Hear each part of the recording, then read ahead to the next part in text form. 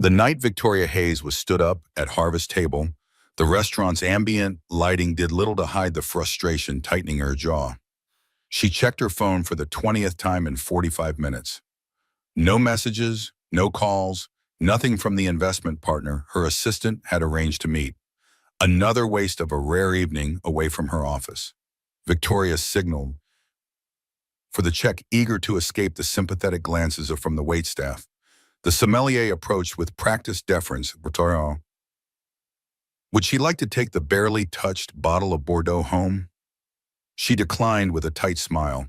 What she wanted couldn't be bottled or purchased a single evening where she wasn't Victoria Hayes, the cold-blooded CEO, the woman who built Hayes Technologies from nothing into an $11 billion empire. Just one night as someone normal. A commotion erupted near the entrance. A man in his early 30s with slightly disheveled dark hair was negotiating with the hostess while holding the hand of a little girl who looked about 6 years old. His deep voice carried across the hushed restaurant. Just a quick dessert at the bar. It's her birthday, and I promised her the chocolate cake here. Victoria watched as the hostess shook her head apologetically. Friday nights at Harvest Table were booked weeks in advance, a fact Victoria knew well, having pulled strings through her company to secure her own reservation. The little girl looked up at her father with wide eyes. It's okay, Daddy. We can go somewhere else. She tugged at his hand, but disappointment shadowed her small face. Victoria felt something shift inside her chest, a feeling almost foreign after years of ruthless business decisions. Before she could think twice, she stood up. Excuse me, she called out. You can join me if you'd like. I have a table for two and it seems my companion isn't going to show. The man turned, surprise evident on his face. He hesitated, his eyes cautious yet hopeful. That's very kind, but we wouldn't want to impose. Not at all. Victoria extended her hand, noticing his strong jawline and the kind eyes that crinkled slightly at the corners. I'm Tori. She offered her nickname without thinking, the one unused since college before Hayes Technologies, before the billions. Jack Miller. And this is my daughter, Emma. He shook her hand firmly, his grip honest and unpretentious. Are you sure we're not interrupting? You look like you were just leaving. Absolutely sure. In fact, you'd be saving me from the embarrassment of dining alone after being stood up.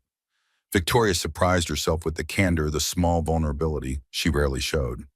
Emma climbed onto the chair opposite Victoria, her curious eyes taking in everything from Victoria's simple but elegant black dress to her minimal jewelry. Someone was mean to you. That's not nice. Her indignation was sincere, her small brow furrowed in concern for a complete stranger. Victoria couldn't help but smile, a real smile that reached her eyes. No, it's not nice at all. But now I get to have dinner with you instead, and that seems like a much better evening. She meant it, the words flowing naturally without calculation or agenda, a rarity in her world of strategic communications and negotiated phrases. Jack sat down next to his daughter, his expression a mix of gratitude and lingering uncertainty. This is unexpected. I promised Emma chocolate cake because she got a gold star in school today. His pride in his daughter was evident, warming his voice. Well, that certainly deserves a celebration. Victoria caught the waiter's eye and gestured for menus. As they arrived, she noticed Jack's slight grimace when he glanced at the prices. Without missing a beat, she added, This is my treat. I insist as a thank you for saving me from a lonely dinner. We can't let you do that. Ooh. His refusal was immediate, a matter of principle rather than politeness. Victoria recognized the pride in his stance, respected it even as she formulated a workaround. My company has an expense account for client dinners, and since my client canceled, it would be a shame to waste it. The lie slipped out easily, a small deception that seemed harmless in the moment. There was no client, just a blind date, and the bill would come from her personal account, a drop in the ocean of her fortune. Jack seemed to relax slightly, though a hint of dignity still straightened his shoulders. All right, but only if you let me get the tip. Victoria nodded, admiring his insistence on contributing something. Emma, oblivious to the adult negotiations, was already engrossed in the children's menu. Look, Daddy, they have mac and cheese shaped like stars. Her excitement over something so simple struck Victoria, whose childhood had been filled with extravagance that quickly lost its luster. Dinner progressed with surprising ease. Jack explained that he worked as a high school English teacher and coached the wrestling team. He'd been raising Emma alone since his wife died from complications during childbirth. The pain was evident in his eyes when he mentioned her, but there was also tremendous love when he looked at his daughter. Emma is my whole world, he said, simply ruffling her hair as she devoured her star-shaped pasta. Victoria found herself captivated by this man who spoke about literature with passion and treated his daughter with such tenderness and respect. When asked about herself, Victoria kept her answers vague. She worked in investment management. Her hours were flexible, and she had recently moved back to the city after traveling for work. What she didn't mention was that she was Victoria Hayes, founder and CEO of Hayes Technologies, a company she'd built from the ground up that had revolutionized renewable energy storage and was now valued at over $11 billion. She didn't mention the 3 homes she owned, the private jet, or the fact that she could buy this entire restaurant without blinking. For one night, she was just Tori, a woman enjoying dinner with a kind man and his adorable daughter. When Emma's chocolate cake arrived with a candle, both Victoria and Jack sang happy birthday, causing the little girl to beam with delight. Make a wish, Victoria encouraged. Emma closed her eyes tight, then blew out the candle with gusto. I'm not telling what I wished for, or it won't come true, she declared with the seriousness only a 6-year-old could muster. As the evening wound down, Jack insisted on leaving the tip, a generous amount that Victoria suspected might have been more than he could comfortably afford, but she respected his need to contribute. Thank you again, he said as they stood outside the restaurant. This was really nice. The sincerity in his voice touched something in Victoria that expensive business dinners and society events never reached. It was my pleasure, truly. Victoria found herself reluctant to say goodbye. Emma tugged on her hand, her small fingers warm against Victoria's palm. Do you like the playground? We're going to the big one in Central Park tomorrow. Her eyes were bright with hope for another encounter. Emma. Jack's gentle admonishment carried no real reprimand. I'm sure Tori has plans. Victoria hesitated only briefly. Actually, I don't. What time will you be there? The surprise on Jack's face quickly gave way to a warm smile that made Victoria's heart beat a little faster. Around noon. If that works, it's perfect. I'll see you both then. As Victoria watched them walk away, Jack holding his daughter's hand, she felt something she hadn't experienced in years. A lightness, a genuine connection untainted by power dynamics or hidden agendas. She slipped into the back of her waiting town car, careful to make sure Jack and Emma had turned the corner first. Home, Ms. Hayes, her driver asked. Yes, please, James. She leaned back against the leather seat, already looking forward to tomorrow, a sensation so unfamiliar, it took her a moment to recognize it as simple happiness. The contrast between her world struck her as the car pulled up to her Upper East Side mansion. The doorman greeted her with practiced deference as she entered the marble foyer. The space was immaculate, decorated by the city's top designer, yet it had never felt like home, just a showcase for her success. Victoria kicked off her heels and padded to her home office. She hadn't planned to work tonight, but old habits died hard. Notifications crowded her phone, 3 messages from her executive team, an alert about market fluctuations in Asia, and a reminder about tomorrow's board meeting. She ignored them all, something she never did, and instead found herself searching for Jack Miller online. A few clicks revealed his profile on the Westside High School website. English department, wrestling coach, faculty advisor for the literary magazine. A man grounded in community and service. No social media presence, to speak of another rarity in this digital age. Victoria felt a strange relief at that. It meant he was unlikely to have encountered much about her online either. Her phone rang, her assistant Megan, the only person who might call this late. Victoria hesitated before answering. Everything okay with the Singapore deal? Megan's voice was crisp, professional. Yes, all finalized. But there's something else. Trevor Matthews just announced a breakthrough in solid-state battery technology. It's all over the tech news. Victoria felt her stomach tighten. Trevor Matthews, her former fiancé, the man who'd left her when Hayes Technologies was still a struggling startup, claiming he couldn't hitch his future to her unrealistic ambitions. Now he headed a rival firm, their competition as personal as it was professional. How significant is the breakthrough? Victoria moved to her computer, pulling up the business news sites. Significant enough. Early reports suggest 30% more efficiency than our current models.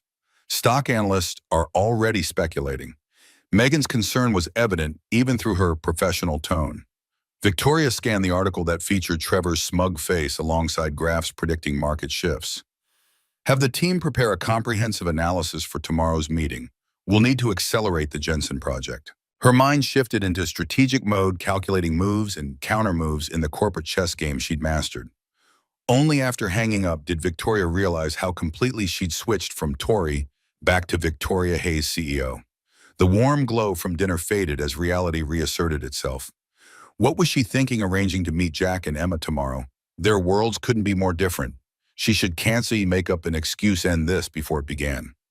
Yet when she picked up her phone, she found herself unable to craft the message. The memory of Emma's hopeful face and Jack's genuine smile stopped her fingers on the screen. One day out in the park wouldn't hurt anyone. She could be Tori for a few more hours before returning fully to Victoria's world of corporate warfare and billion-dollar decisions. The next morning, Victoria woke earlier than usual, her typical efficiency replaced with an unfamiliar nervousness as she considered what to wear to a playground. Her closet filled with power suits and designer dresses suddenly seemed inadequate for a casual day in the park. She finally settled on jeans, a simple blouse, and flats, items she kept for the rare weekend when she wasn't representing Hayes Technologies at some function. The outfit felt like a costume, a disguise to hide in plain sight. Victoria hesitated before her mirror, removing her signature watch and replacing it with a simple silver bracelet. The woman staring back at her looked softer, somehow younger than the steel-eyed CEO whose photo graced the cover of Business Weekly last month. She instructed her driver to drop her off 2 blocks from the playground entrance. As she approached, she spotted Jack and Emma immediately. Emma was attempting the monkey bars with Jack standing below, ready to catch her if she fell. "You're doing great, Soph. Just one more bar," he encouraged. Emma's face was a mask of determination as she reached for the final rung. When she made it, Jack scooped her up in a celebratory hug that made Victoria's heart swell with an emotion she couldn't quite name. Emma spotted her first wriggling out of her father's arms to race over. "You came? Did you see me on the monkey bars? I did it all by myself." Her excitement was contagious, her small face flushed with pride. "I did see. That was amazing," Victoria said, genuinely impressed. Jack approached more slowly, a smile playing on his lips. "I wasn't sure you'd actually come." The slight surprise in his voice suggested he was accustomed to people breaking promises. "I said I would," Victoria replied simply, feeling an unexpected need to prove herself trustworthy to this man who expected so little. The afternoon unfolded in a series of simple pleasures that Victoria had all but forgotten existed. Pushing Emma on the swings, the little girl's delighted squeals each time she went higher. Watching her navigate the climbing structure, her small face serious with concentration. Sitting on a bench, talking with Jack, while Emma made friends with other children. "So what happened to your date last night?" Jack asked, eventually his tone casual, but his eyes attentive. Victoria shrugged. "It was a blind date arranged by my assistant. I guess he took one look through the window and decided to bail." The truth was easier than fabricating a story about a fictional client. Jack shook his head.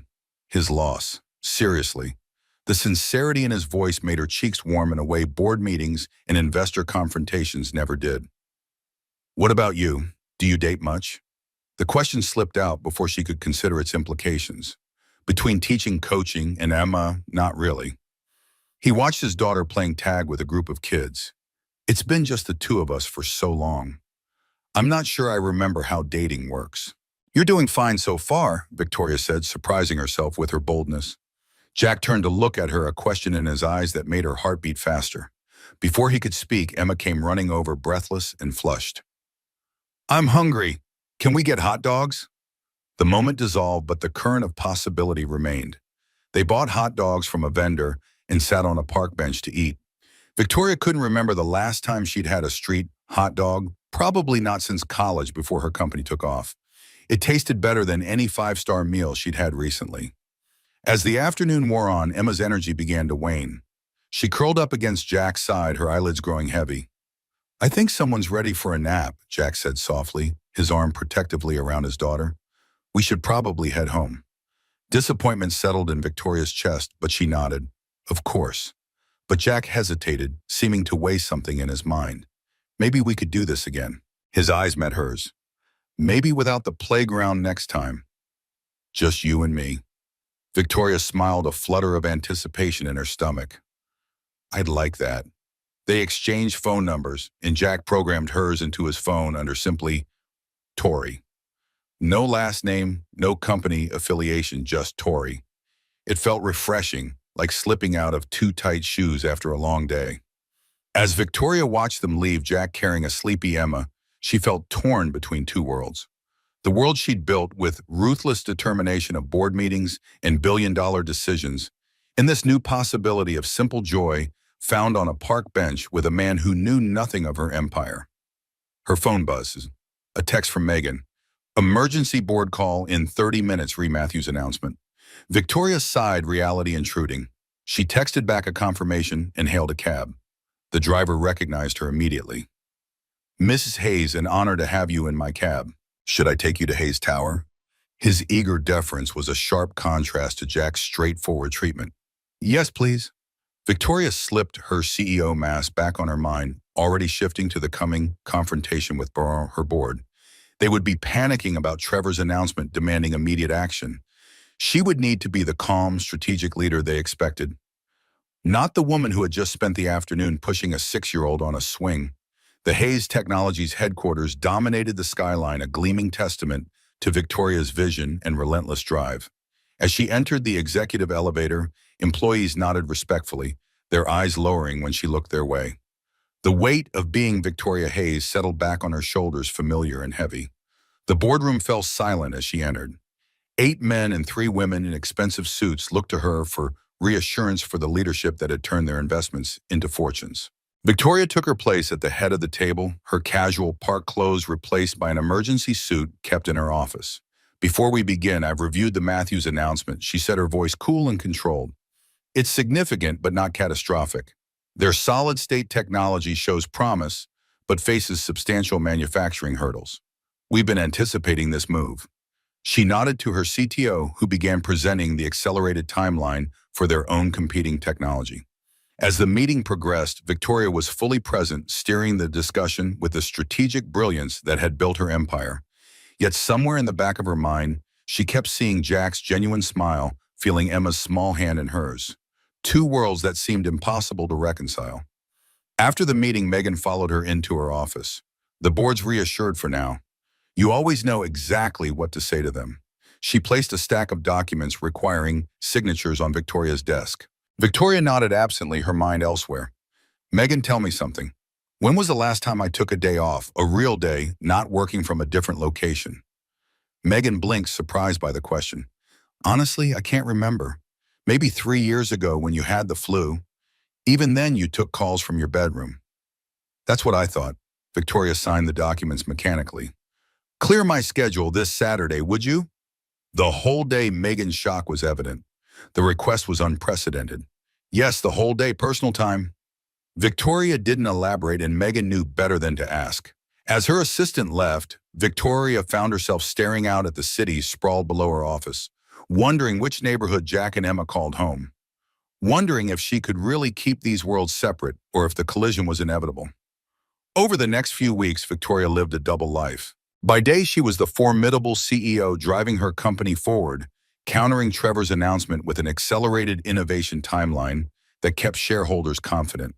But evenings and weekends increasingly belonged to Tori, the woman who met Jack for coffee after his teaching day, who joined him and Emma for dinner at modest restaurants where she insisted they split the bill, though she could have bought the entire block. They settled into a rhythm that felt surprisingly natural. Jack never asked about Tori's work beyond the basics, and she found herself grateful for his lack of curiosity. For once, someone was interested in her. Not her money, not her company, just her. She learned that Jack had grown up in a blue-collar family, the first to attend college, working construction each summer to pay tuition. He spoke of books with a passion that made them come alive, quoted Hemingway and Austen with equal reverence. His wrestling team had become a second family, the boys looking to him for guidance that extended far beyond the mat. Victoria found herself sharing parts of herself she'd kept hidden for years. Her childhood in a middle-class neighborhood in Connecticut, her parents' initial disappointment when she abandoned medical school for the uncertain world of tech startups. She spoke of her early vision for energy storage solutions and carefully editing out the billions that vision had eventually generated. With each meeting, each shared laugh, each glimpse into Jack's life with Emma, Victoria felt herself falling deeper into a connection that both thrilled and terrified her. She was building a relationship on a foundation of omission, if not outright deception. Yet the thought of revealing herself as Victoria Hayes' tech billionaire made her stomach clench with fear. Would Jack look at her differently? Would the genuine man she was coming to care for deeply suddenly see her as a walking bank account rather than a woman? One evening after they had put Emma to bed, following a movie night at Jack's modest apartment in Brooklyn, they sat on his worn couch, glasses of wine in hand. "You're amazing with her," Jack said quietly. "She adores you. The way you listen to her, really listen, most adults don't do that with kids." "The feeling is mutual. She's a special kid." Victoria meant it. Emma's intelligence, her curiosity, her openness had captivated her from the first meeting. "It's more than that. You treat her like a person, not just a child." He set his glass down, his expression serious. "Do you want children someday?" The question caught Victoria off guard. In her world of board meetings and investment decisions, family planning had always seemed like a distant concept, something for someday when her company was established. Now at 32 with an empire built, the question hit differently. "I've never really thought about it," she admitted. "My work has always been all-consuming. The mysterious job you never talk about," Jack teased gently, but there was a question beneath the lightness. Victoria shifted uncomfortably. "It's not that interesting. Everything about you is interesting." He moved closer, his hand finding hers. "Tori, I know we haven't known each other long, but I feel like I've been waiting to meet you." The sincerity in his voice made her breath catch. When he leaned in to kiss her, she met him halfway. His lips were soft, his touch gentle yet confident. It felt right in a way nothing had in a very long time. When they broke apart, Jack's eyes searched hers, finding something that made him smile. "I should probably tell you something," he said. Victoria tensed, preparing herself for whatever revelation might come. "I looked you up online," he admitted. "After our second date, I was curious." Her heart sank. "And what did you find?" "Nothing," he said, looking puzzled, which is strange in this day and age. "No social media, no LinkedIn, nothing. It's like you're a ghost." Relief washed over her. Her team was thorough in managing her digital footprint, keeping personal information scrubbed from public view. The Victoria Hayes who appeared in business publications and at industry events was carefully separated from her private life. "I'm not big on social media," she said simply. Jack laughed. "Clearly. It's refreshing, actually. Most people are living their lives online these days." He kissed her again, and Victoria let herself sink into the moment, pushing away the voice that reminded her she was building this relationship on a foundation of omission, if not outright deception. This happiness, this connection, it felt too precious to risk.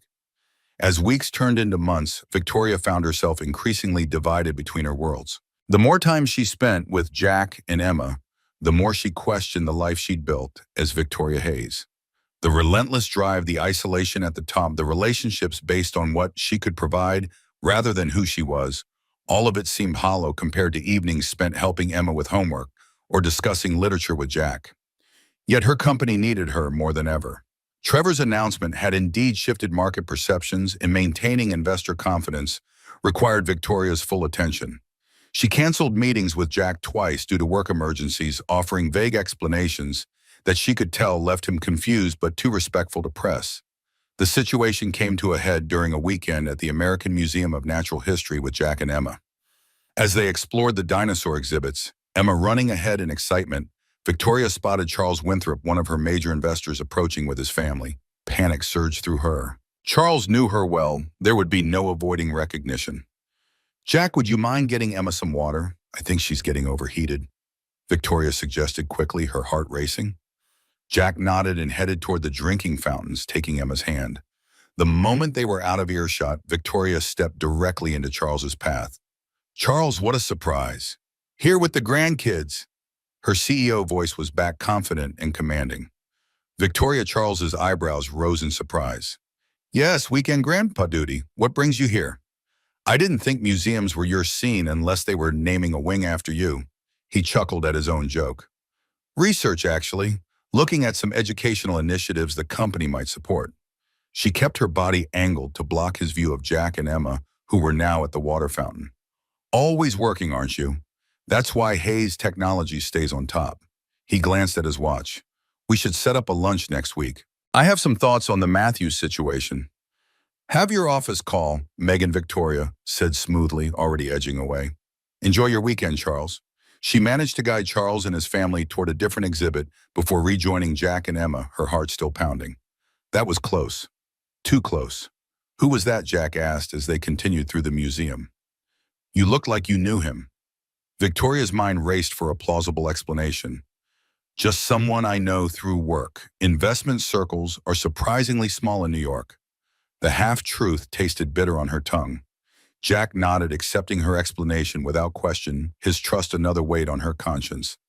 As they finished their museum tour, Victoria found herself increasingly distracted, the close call highlighting the precariousness of her double life. How long could she maintain this deception? And what would happen when not if, but when the truth emerged? The answer came sooner than she expected. 3 days later, Victoria was having breakfast with Jack and Emma on a rare weekday morning. She'd cleared her calendar for Emma's school science fair that afternoon when her secure phone buzzed with the emergency code. I'm sorry I have to take this, she said, stepping away from the table. Her CFO's voice was tight with stress. Victoria, the Singapore markets are in free fall. Our Asia division needs direction immediately. The board is assembling for an emergency call in 30 minutes. I'll send the details to your tablet. I'll be there. Have the jet ready. She ended the call and returned to the table where Emma was explaining the intricacies of her school's upcoming science fair to her father. Everything okay? Jack asked, concern evident in his expression. Work emergency. I'm so sorry, but I have to go.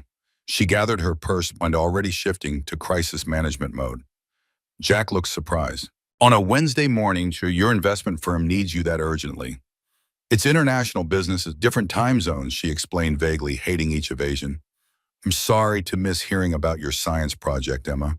She kissed the top of Emma's head, the child's disappointment evident in her downturned mouth. Will you tell me all about it when I get back? When will that be? Jack asked as he walked Victoria to the door. His confusion was understandable. What kind of mid-level investment manager gets emergency calls requiring immediate attention? I'm not sure. A few days, maybe a week. She couldn't meet his eyes. I'll call when I can. His confusion deepened to concern. A week, Tori, what exactly do you do? This doesn't sound like typical investment work. It's complicated. I'll explain everything when I get back. I promise. She kissed him quickly, guilt and anxiety churning in her stomach. I have to go.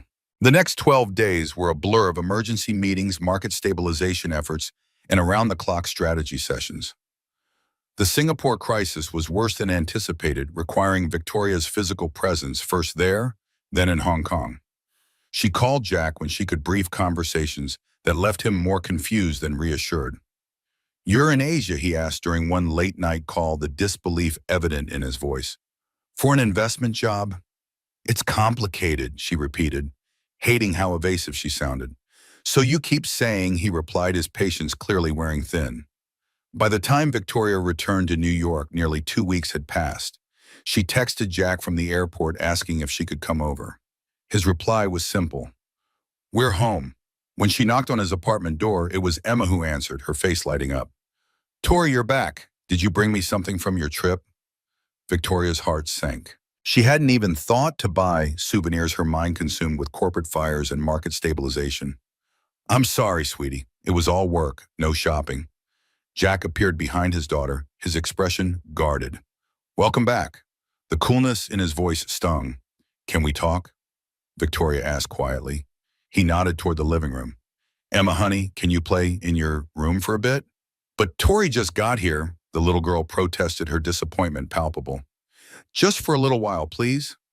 Jack's gentle firmness left no room for argument. Emma reluctantly retreated, casting glances over her shoulder. When they were alone, Jack crossed his arms. So are you going to tell me what's really going on? Because investment analysts don't typically jet off to Asia at a moment's notice for weeks at a time. Victoria took a deep breath, the moment she'd been dreading finally upon her.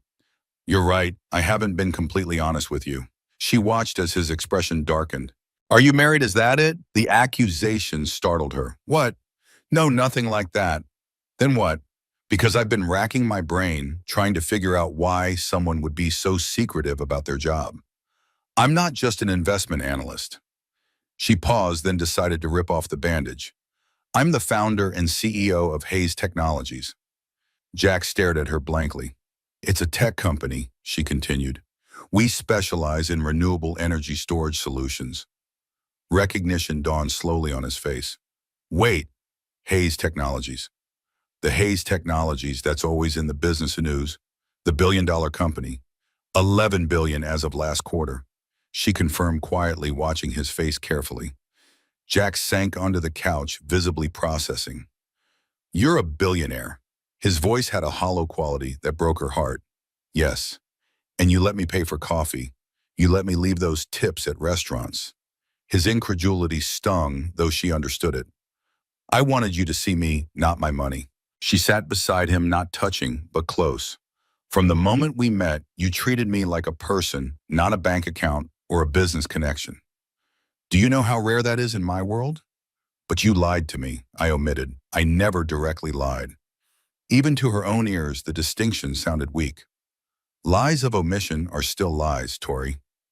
Jack's jaw tightened. Or should I call you Victoria? I'm an English teacher. I understand semantics. Victoria felt her carefully constructed world crumbling. Did you think I'd treat you differently if I knew? That I would try to take advantage of you? It wasn't about that. She struggled to articulate feelings she'd barely acknowledged to herself. People always want something from me. Always. Business deals, investments, donations, connections. Nobody ever just wants me. I wanted you, he said quietly. Just you. The past tense wasn't lost on Victoria. And now Jack ran a hand through his hair, his frustration evident. I don't know. I feel like I don't even know who you are. I'm the same person who pushed Emma on the swings, who discussed Hemingway with you for hours, who kissed you on this couch. She reached for his hand. The money doesn't change who I am, but it changes things between us. He pulled his hand away. You live in a world I can't even imagine.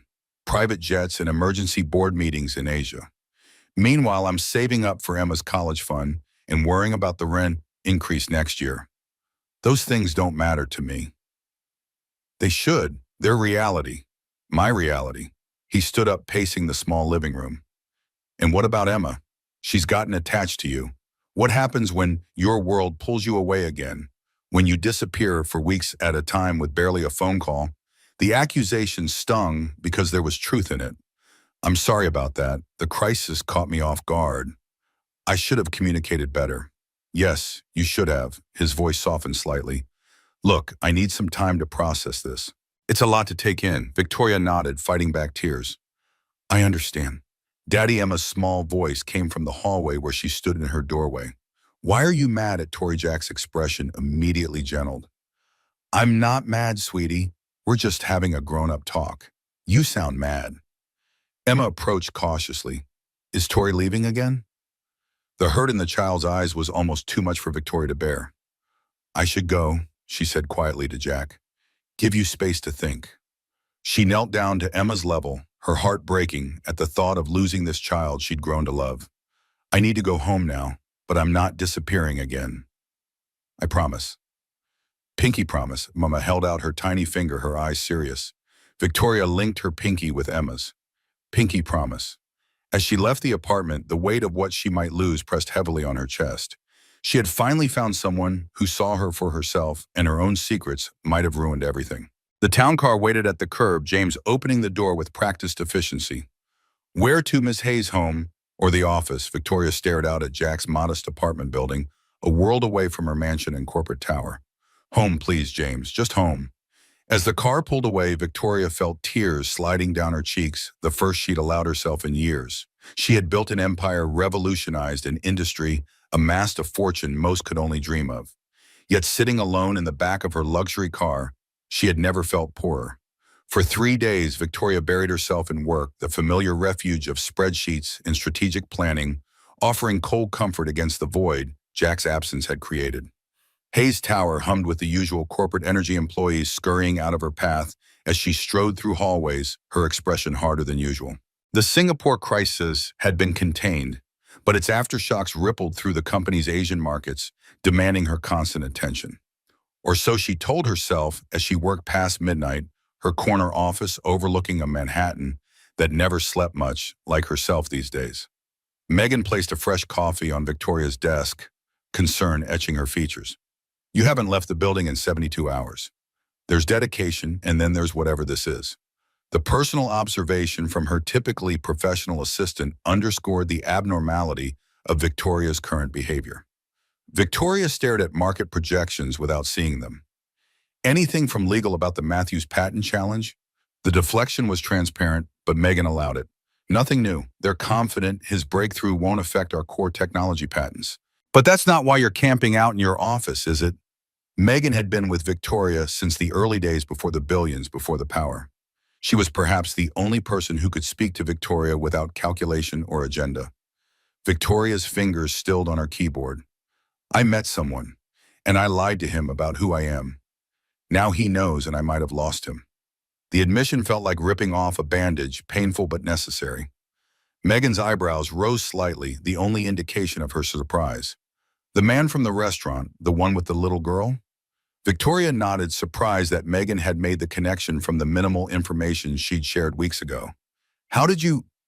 You've taken more personal time in the last 3 months than in the previous 5 years combined, and you smile at your phone when it buzzes with certain messages? Doesn't take a genius. Megan's perceptiveness was one reason she'd survived so long as Victoria's right hand. He's a teacher, a high school English teacher and wrestling coach. Victoria almost laughed at how absurd it sounded when spoken aloud in her executive suite. His daughter is 6. They live in a 2-bedroom walk-up in Brooklyn. When I'm with them, I'm just a person, not Victoria Hayes, CEO of an $11 billion company. Just Tori. The diminutive felt foreign in this space where she'd always been Ms. Hayes or Victoria Never, the casual nickname of her pre-fame life. Megan nodded understanding without judgment. And he found out the truth when you disappeared to Singapore. Victoria swiveled her chair to face the floor-to-ceiling windows, the city lights blurring as she blinked back unexpected tears. He thinks I lied because I didn't trust him, that I thought he'd try to take advantage. But it wasn't that. I just wanted to be normal for once, Megan finished for her. To have someone see you, not your bank account or your influence. Victoria turned back, meeting Megan's gaze. How do I fix this? The question hung in the air, vulnerable and uncharacteristic from a woman who always had answers, who built solutions from nothing. Megan considered for a moment. Maybe the same way you built this company, with honesty, determination, and the willingness to take a risk that matters. She gathered empty coffee cups from Victoria's desk. But first, go home and shower. You're the most powerful woman in tech, not a college student pulling an all-nighter. The gentle admonishment broke through Victoria's spiral, drawing a reluctant smile. Get out of my office before I remember I'm your boss. The exchange felt normal grounding when everything else seemed to be shifting beneath her feet. Back at her mansion, Victoria moved through empty rooms that had never felt quite so cavernous before. The cleaning staff had been and gone, leaving everything immaculate and soulless. She passed Emma's drawings, now framed on her study wall, colorful crayon creations given freely without knowledge of the wealth that surrounded them. The simple art held more value to Victoria than the original Rothko hanging in her dining room. She picked up her phone, composing and deleting messages to Jack. Every attempt sounded hollow or desperate. How could she compress the complexity of her deception, her fears, her hopes into a text message? She needed to see him to explain face to face. But he'd asked for space, and she owed him at least that much respect. Sleep eluded her as it had since leaving Jack's apartment. Victoria found herself in her home theater at 3 a.m., scrolling through news feeds rather than watching any of the thousands of films at her disposal. A headline caught her eye, sending ice through her veins. Tech Titan's secret romance, Hayes Technologies CEO spotted with unknown man and child. The article was buried in the gossip section of a minor tech blog, but it existed. Someone had noticed. Someone had photographed them at the museum that day. The image was grainy, taken from a distance, Victoria kneeling next to Emma at the dinosaur exhibit, Jack standing protectively nearby. Their faces were unclear, but Victoria recognized the moment immediately. She called Megan despite the hour. Kill this, now, all copies, all servers. Her voice was pure CEO commanding and brooking no argument. Already on it. Our media team flagged it an hour ago, but Victoria, there might be others. The photographer could have more images. We should prepare a statement just in case. Megan's efficiency was admirable, even awakened in the dead of night. No statements, no acknowledgement. This disappears completely. Victoria ended the call, her mind racing. The article hadn't identified Jack or Emma, but it wouldn't take much for someone to connect the dots, especially if more photos existed. The thought of Jack and Emma being hounded by paparazzi, their lives upended because of her, made her physically ill. Morning brought a new crisis. Trevor Matthews had called a press conference supposedly to announce further developments in his solid-state battery technology. Victoria watched from her office as he took the podium, his practiced smile triggering memories of their past relationship. "We're not just announcing a technological breakthrough today," Trevor's smooth voice carried through the live stream. "We're announcing a philosophy." While some tech companies build walls between themselves and the world, isolating their leadership in ivory towers, Matthews Energy believes in transparency and community integration. "Our executives live real lives among real people, not hidden behind security details and corporate facades." The barb was thinly veiled, aimed directly at Victoria's notorious privacy. Trevor had always resented her insistence on keeping their relationship out of the public eye years ago. Now he was weaponizing it against her company. Victoria's phone buzzed with a text from an unknown number. "We should talk." The brevity and lack of identification told her exactly who it was, Trevor himself, watching her reaction in real time. The arrogance of it, the presumption that she would respond to his summons, ignited a familiar fire in her belly. This was the battlefield she knew, where strategies and counter-strategies played out for billions in market capitalization. This at least she could fight. She drafted a press release immediately announcing Hayes Technologies' new educational initiative, a multi-million-dollar program, bringing cutting-edge technology labs to underfunded schools nationwide. Let Trevor play his games with veiled insults. She would respond with action, with something that actually mattered. The first school on the list, Westside High, where Jack taught English and coached wrestling. The decision brought momentary satisfaction, followed quickly by doubt. Would Jack see it as a genuine initiative, or as Victoria trying to buy her way back into his life? The blurred line between her personal and professional motivations unsettled her.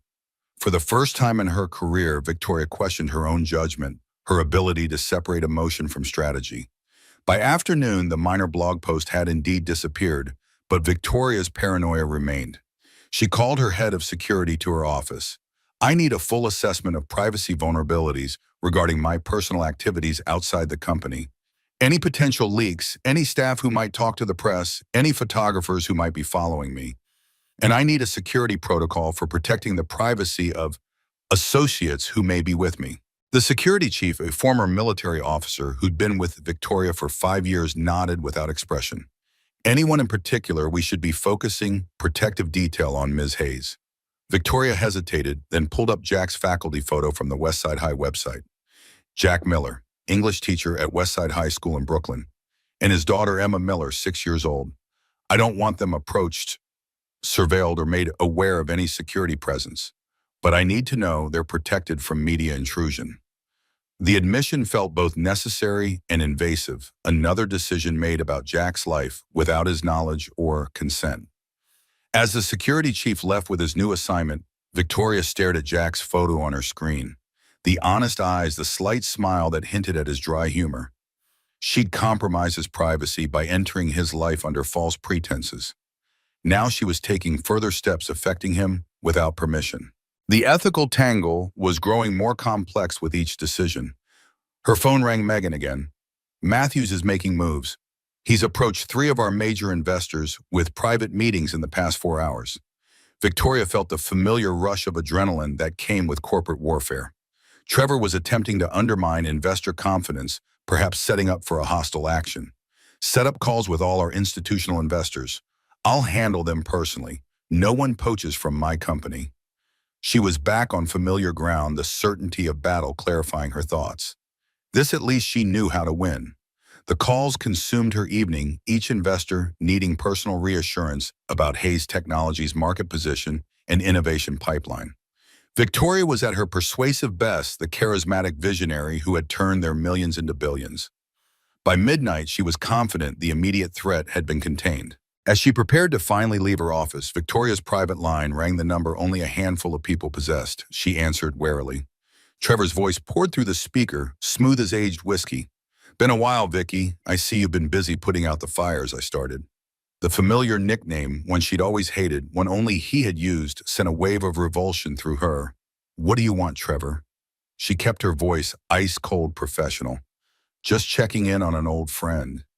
Those investors seemed pretty receptive to my pitch until you worked your magic. Always were good at making people believe in you, until they get too close. His insinuation hung in the air between them. If you have a business proposition, schedule it through my office. Otherwise, don't call this number again.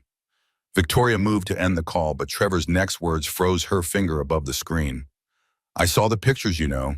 You with the teacher and his kid, playing happy families in the museum. Quite the departure from the Victoria Hayes everyone knows. His tone was casual, conversational, but the threat beneath it was unmistakable. Victoria's heart hammered against her ribs. What pictures? The denial was automatic, though she knew exactly what he meant. Don't insult my intelligence, Vicky. I have friends at every tech blog in the country. Your cleanup crew was impressive, but not quite fast enough. Trevor's smug satisfaction was palpable, even through the phone. I'm curious, does he know who you really are? Or are you playing dress-up, slumming it with the common folk? The surge of protective rage that rose in Victoria surprised her with its intensity. Stay away from them, Trevor. This is between you and me. Her voice dropped to a dangerous register, a tone her board members knew preceded ruthless action. Trevor laughed, the sound grating against her nerves. Now that's interesting. The great Victoria Hayes actually caring about someone other than herself. I wasn't sure it was possible. He paused, letting the moment stretch uncomfortably. Tell you what, back off on the Jensen project, let Matthews Energy take the European market, and I'll make sure these photos never see wider distribution. Simple business arrangement between old friends. The blackmail attempt was so blatant it was almost laughable. But the stakes, Jack and Emma's privacy, their peaceful existence, sobered her instantly. You have 48 hours to reconsider that position before I destroy your company. The Jensen project isn't just market share on Trevor. It's the future of energy storage, and you know it. Victoria ended the call before he could respond, her hands shaking with fury. She sat in her darkened office, the city lights painting patterns across her desk. Trevor had always been ambitious, ruthless even, but this crossed into new territory. He'd discovered her vulnerability, not financial or technological, but personal, and moved immediately to exploit it. The Trevor she'd once thought she loved had never existed. A text message illuminated her phone. Unknown number again, but not Trevor this time. I know I asked for space, but Emma keeps asking about you. She misses Tori. Jack's message, brief and careful, cracked something in Victoria's chest. Below it, a photo, Emma holding up a science fair ribbon, beaming with pride. First place, Victoria stared at the image, the small triumph, somehow more significant than any corporate victory she'd achieved. She texted back after careful consideration. Tell her congratulations from me. I miss her too. And you, the admission felt dangerous and necessary, a truth she couldn't hold back. Jack's response came quickly. Maybe we could talk this weekend. I'm still processing everything, but Emma's been drawing pictures of you every day. Seems wrong to keep you apart because of adult complications. Relief flooded through Victoria, followed immediately by anxiety. Trevor's threat loomed large, the 48-hour deadline ticking in her mind. Would meeting with Jack put him and Emma at greater risk, or would staying away simply punish them all for her deception and Trevor's malice Saturday? Your place or mine? She hit send before she could overthink it, then followed quickly with another message. That came out wrong. I meant, where would you be comfortable meeting? Jack's response made her smile for the first time in days. Neutral territory might be best. The playground where we went that first weekend, knew Emma would love it. The playground, where she'd first watched Jack with his daughter, first felt that unexpected pull toward their simple, authentic connection. Perfect, I'll be there. No driver, no security, no CEO trappings, just me. It was a promise to herself as much as to him. The next morning brought new complications. Victoria's security chief entered her office without appointment, his expression grave. Ms. Hayes, we've detected surveillance on Mr. Miller and his daughter. Not media professional, possibly corporate espionage. They were followed to school yesterday and back to their apartment. Victoria's blood ran cold. Trevor, it had to be. He was gathering leverage, watching for patterns, weaknesses. Are they in danger? Her voice remained steady though her pulse raced. Not immediate physical danger, but their privacy has been compromised. We've established counter-surveillance, but haven't intervened directly per your instructions to remain invisible. The security chief's training kept any judgment from his voice, but Victoria heard the unspoken question. At what point would she authorize more direct protection? Keep watching. If anyone approaches them, I want to know immediately. And I want profiles on whoever Trevor has hired. Full background capabilities. Known associates. Victoria made the decision instantly. She would not let Trevor's games endanger Jack and Emma, even if it meant revealing her own protective measures. The next 48 hours passed in a blur of strategic meetings, investor calls, and preparation for Saturday. Victoria found herself distracted during board discussions, her mind wandering to the playground, to Emma's smile, to Jack's honest eyes now clouded with doubt because of her deception. Friday afternoon, Trevor called again. Time's up, Vicky. What's it going to be? The Jensen project or your little secret goes public? His confidence grated against her nerves. Victoria had prepared for this moment, gaming out scenarios with her executive team without revealing the personal stakes. I have a counter-offer, Trevor. She kept her voice professionally pleasant, as though discussing a routine business matter. Matthew's Energy has been struggling with manufacturing scale-up. Your prototype works in the lab but can't be mass-produced cost-effectively. My engineers confirmed it last week. Trevor's silence confirmed her intelligence was accurate. She continued pressing her advantage. Hayes Technologies will license certain manufacturing processes to Matthew's Energy, not the core technology, but enough to solve your production bottleneck. In exchange, you forget you ever saw any photos of my personal life, and we establish clear boundaries for competition going forward. The offer was generous on its face, solving Trevor's most pressing problem while protecting her privacy. But Victoria knew the manufacturing license would bind Matthew's Energy to Hayes Technologies in subtle ways, creating dependencies that would benefit her company long-term. Even in personal crisis, she remained the strategic genius who had built an empire. You always were 2 steps ahead, Vicky. Trevor's voice held reluctant admiration. Fine. Send over the licensing agreement. But don't think this makes us friends. I haven't forgotten how you left things between us. Victoria nearly laughed at his revisionist history. Their breakup had been entirely his doing. His inability to believe in her vision, his resentment of her growing success. But correcting him served no purpose now. The agreement will be with your legal team within the hour. And Trevor, if I ever hear you've been watching Jack and Emma again, the deal is void, and I will bury your company so deep even your grandchildren won't find the remains. She ended the call.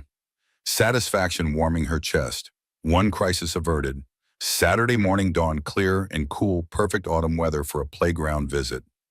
Victoria dressed with uncharacteristic indecision, trying on and discarding outfits that felt too corporate, too casual, too calculated. She finally settled on jeans, a simple sweater, and flats similar to what she'd worn that first day with Jack and Emma when she'd been Tory without complications. She dismissed her driver for the day, opting instead for a rideshare that dropped her 2 blocks from the playground. The walk allowed her to settle her thoughts, prepare for whatever reception awaited her. As the playground came into view, she spotted them immediately, Jack pushing Emma on the swings, the little girl's delighted laughter carrying across the park. Victoria hesitated at the entrance, suddenly uncertain. Jack looked up, their eyes meeting across the distance. He said something to Emma, who turned and saw Victoria. The child's face lit up with pure joy as she jumped from the swing midair, racing across the playground with abandon. Tory. Emma crashed into Victoria's legs, wrapping her arms around them with complete trust and affection. You came back. I knew you would. Daddy said you might be too busy with your important job, but I told him you promised, and you don't break promises. The unconditional welcome broke something open in Victoria's chest. She knelt to Emma's level, enveloping the small body in a genuine hug. I missed you so much. And look at you, a first-place scientist. I'm so proud of you. The words came easily, honestly, unplanned, and unscripted. Jack approached more slowly, his expression guarded but not hostile. His hands were shoved deep in his pockets, a physical manifestation of his emotional reservation. Hey.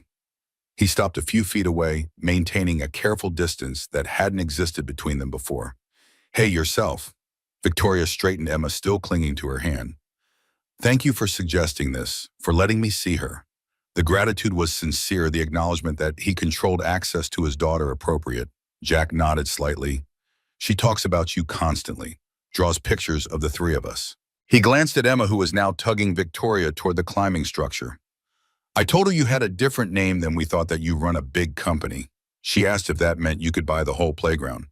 Kids have interesting priorities. The observation broke some of the tension, drawing a small smile from Victoria. What did you tell her? She allowed Emma to pull her along, Jack falling into step beside them. That having money doesn't change who someone is inside.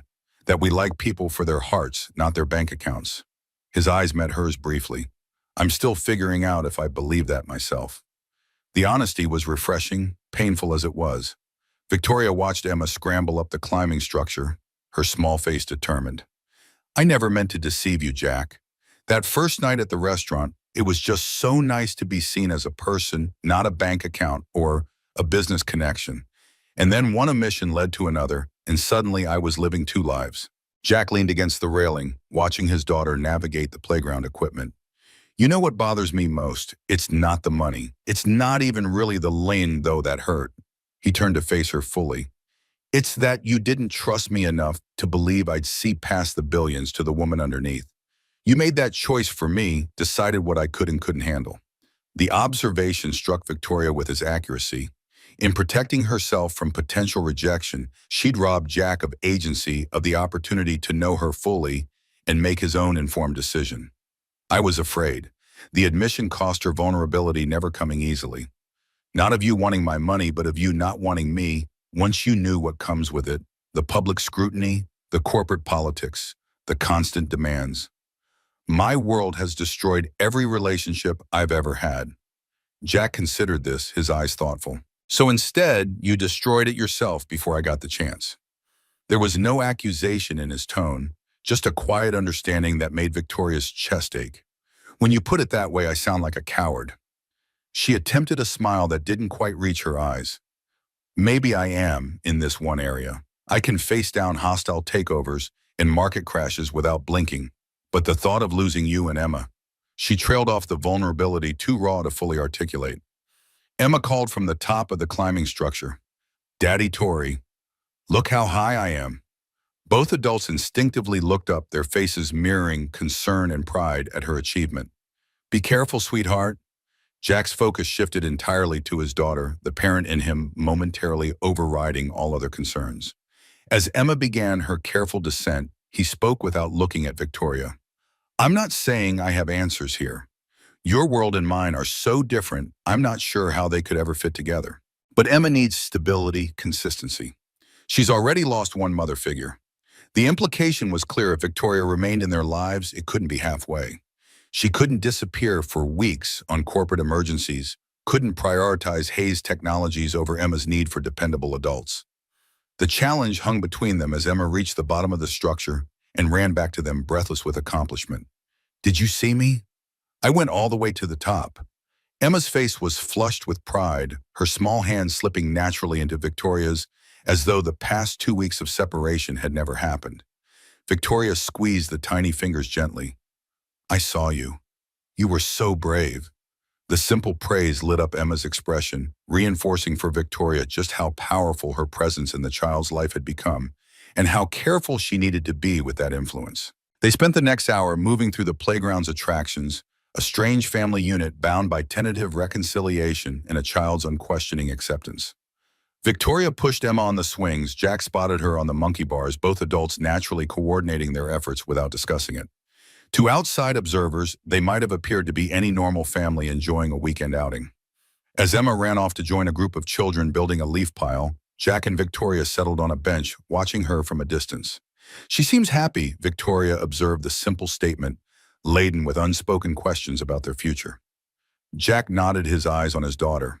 She is. Kids are resilient, but they also notice everything. He turned slightly toward Victoria. Last night she asked me if you were going to be her new mommy. No pressure or anything.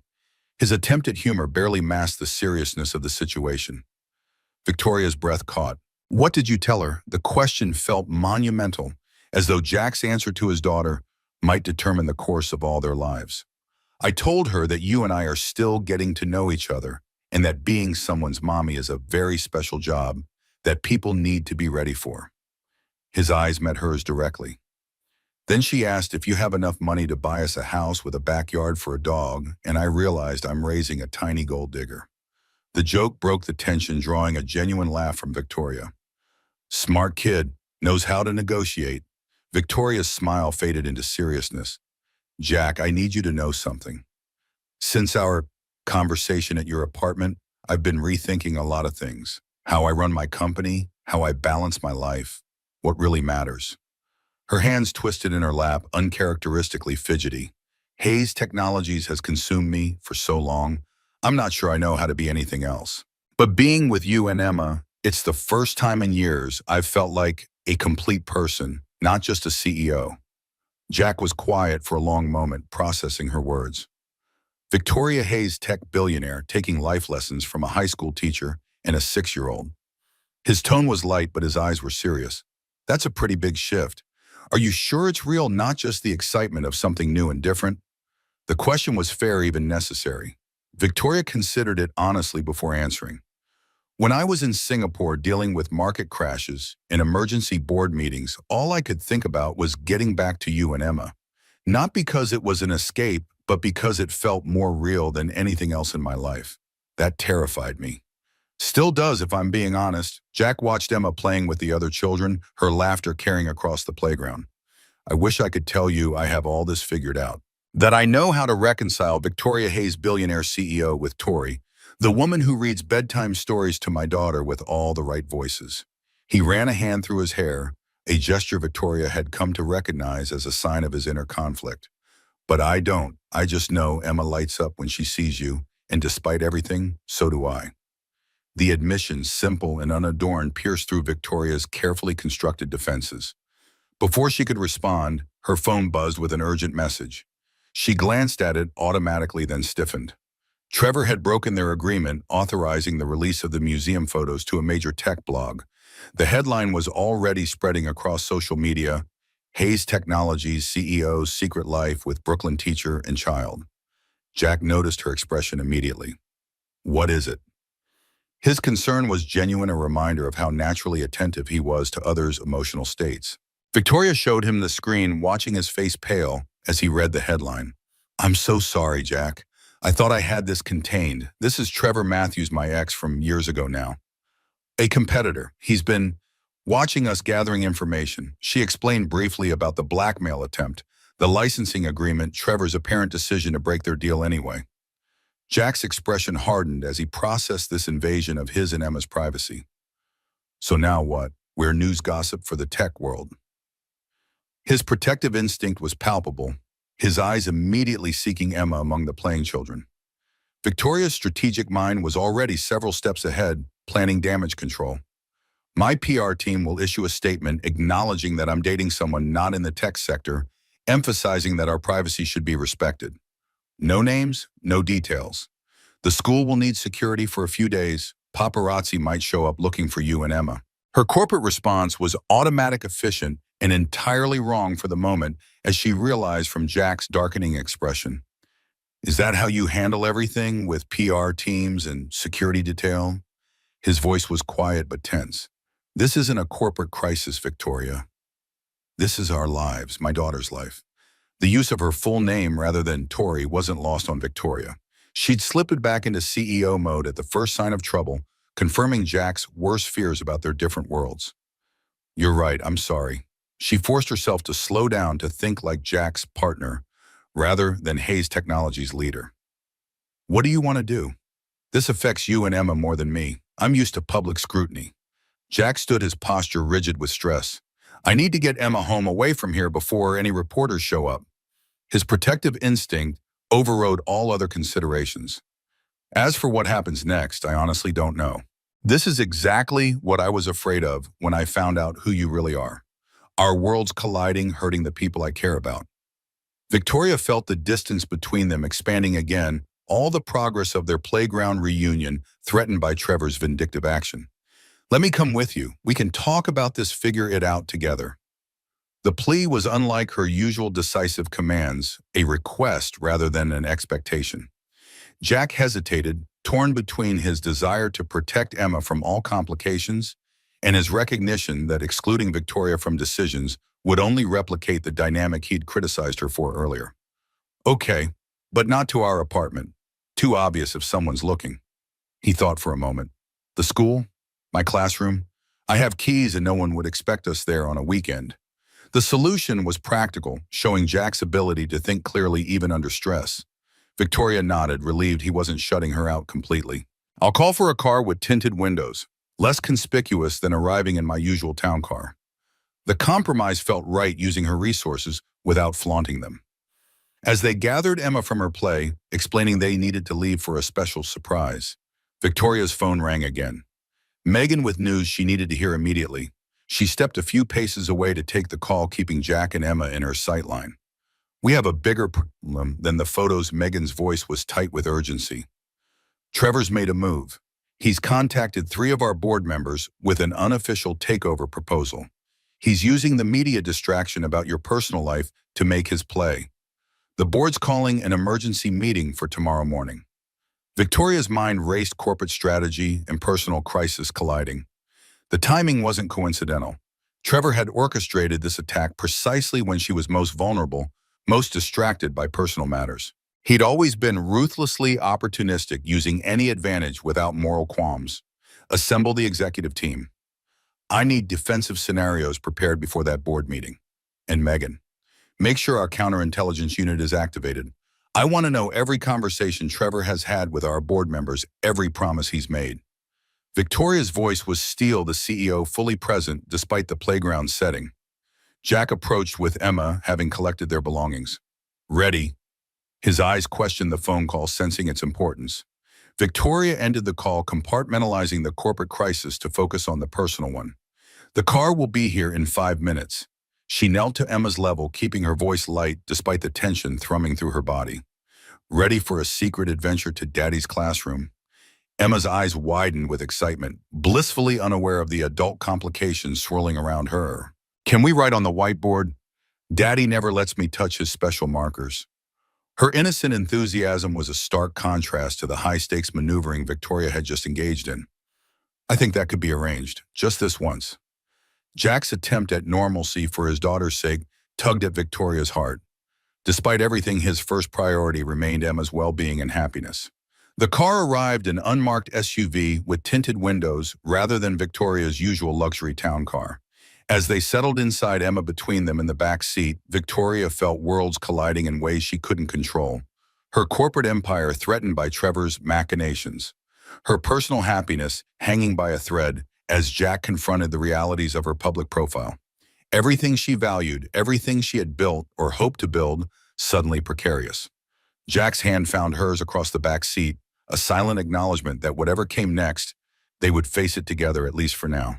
The simple human connection grounded Victoria amid the chaos, reminding her why this fight, unlike any corporate battle she'd waged, truly mattered. This wasn't about market share or technological superiority. This was about something far more valuable and infinitely more fragile, the possibility of family, of belonging, of love, without calculation or agenda. As the car navigated Brooklyn streets toward Westside High School, Victoria made a silent vow. She would not let Trevor take this from her.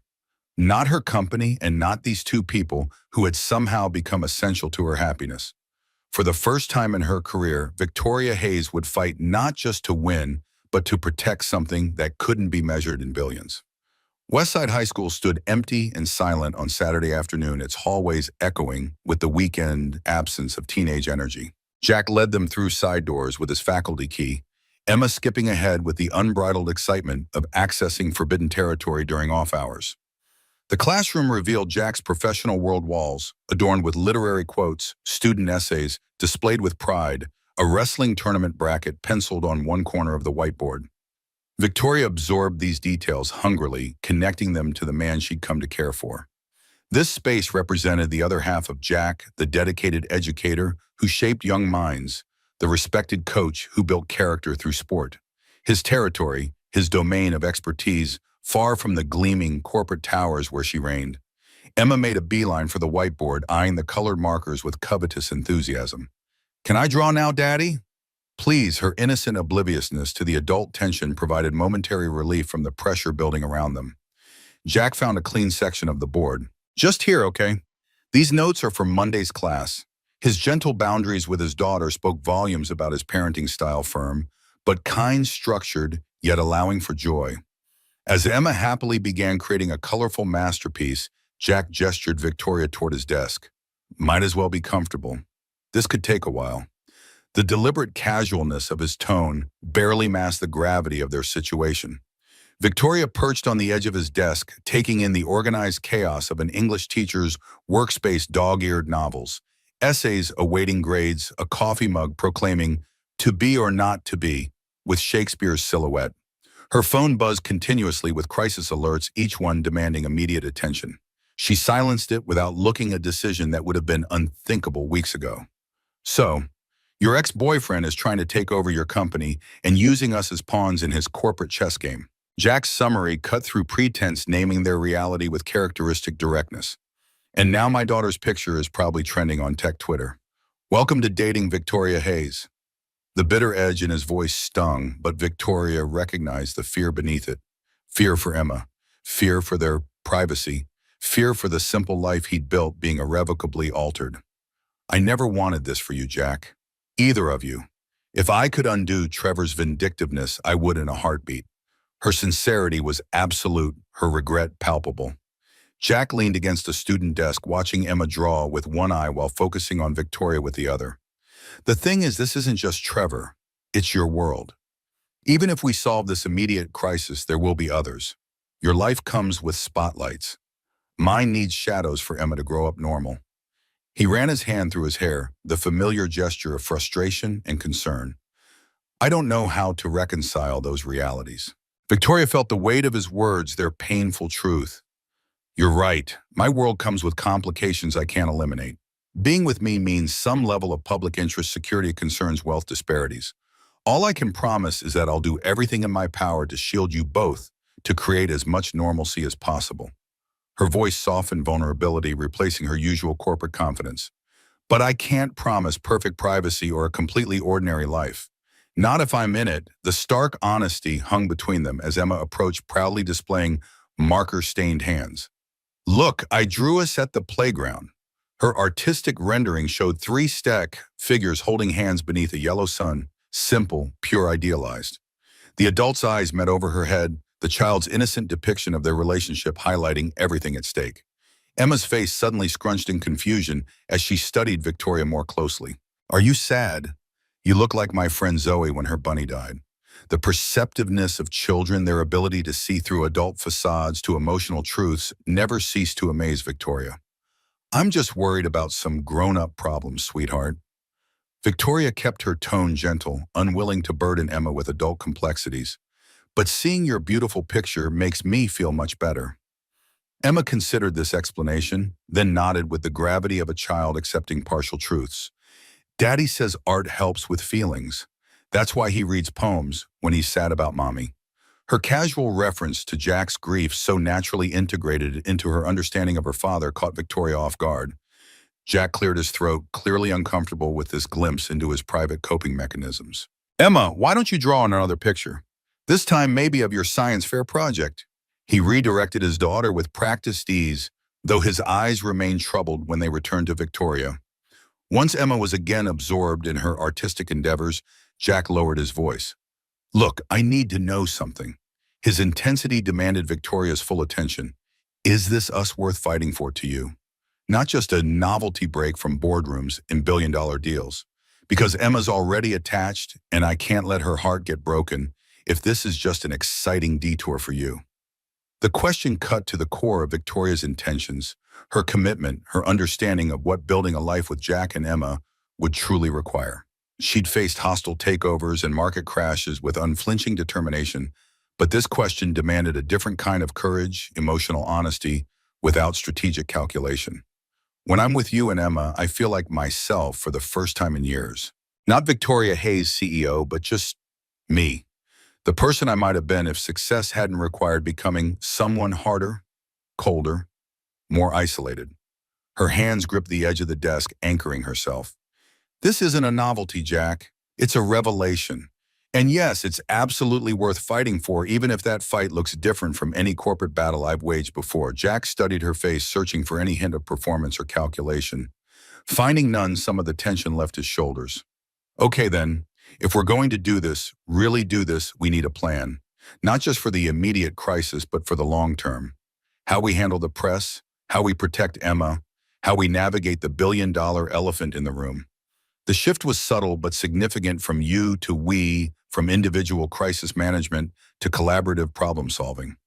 Victoria felt something loosen in her chest, hope threading through the anxiety of the past hours. My company's PR team will want to issue sanitized statements, control the narrative. But this isn't just my story to manage. What do you want, Jack? What would make you and Emma feel secure? Jack's surprise at being consulted was evident, another reminder of how differently their worlds operated. I want Emma's face kept completely out of the media. I want her school left alone. I want her to have as normal a childhood as possible, regardless of who her father is dating. His protective priorities were clear and non-negotiable. And I want the truth told, not some manufactured narrative. If we're going to be under scrutiny, at least let it be for something real. The authenticity of his request resonated with something long buried in Victoria, a weariness with carefully crafted public personas, with strategic omissions and calculated revelations. The corporate playbook suddenly seemed hollow compared to Jack's straightforward integrity. I can work with that. Victoria felt strategic paths forming in her mind, not for market domination, but for protecting what mattered most. No pose photos, no exclusive interviews. A simple statement acknowledging we're in a relationship, requesting privacy, especially regarding Emma. And enhanced security for the school and your apartment building, discreet but effective. Jack nodded slowly, processing the necessary adjustments to their lives. And what about Trevor, your company? That emergency board meeting tomorrow? His awareness of her professional challenges touched Victoria. He was equally concerned about her world as she was about his. Victoria's phone vibrated again, the screen lighting up with Megan's name. The corporate crisis wouldn't wait, regardless of her personal revelations. I need to take this. She answered, professional mode engaging automatically. What's the latest, Megan? The news poured through the speaker. Trevor had secured tentative support from 2 board members, using Victoria's personal distractions as evidence she was losing focus on the company. The stock had dipped 3 points in after-hours trading following the photo leak. Institutional investors were calling, demanding reassurance. Victoria listened, calculating moves and counter-moves with practiced efficiency.